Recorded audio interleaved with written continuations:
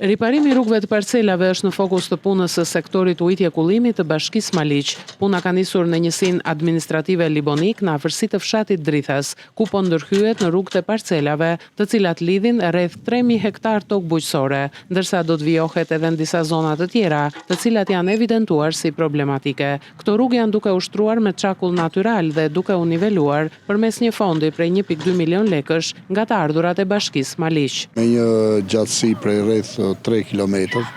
rrugë parcelash, kemi bërë një ndërhyrje në disa rrugë që janë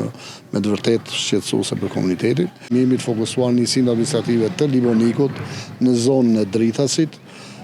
në të dy krahat e rrugës nacionale, ku është rruga që lidh Bloqet me sipërfaqe të konsiderueshme rreth 2500-3000 hektar tokë, dhe themi se këto 2-3 ditë mbarojmë këto bloqe dhe që aty do të zhvendosemi në fshatin Vloçisht, nga Vloçishti shkojmë në njësinë administrative të Pojanit, në fshatin Rofë, Kreshpanj dhe Orman, dhe madje pasaj duke u përmirësuar dhe koha sepse terreni shumë i vështirë, shkojmë në njësinë administrative të Vreshtasit në fshatin Sheqeras. Kjo është një ndërhyrje domosdoshme që lehtëson lëvizjen e mjeteve bujqësore dhe transportin e prodhimeve, duke mbështetur drejt për drejt fermerët në territorin e Bashkisë Maliq.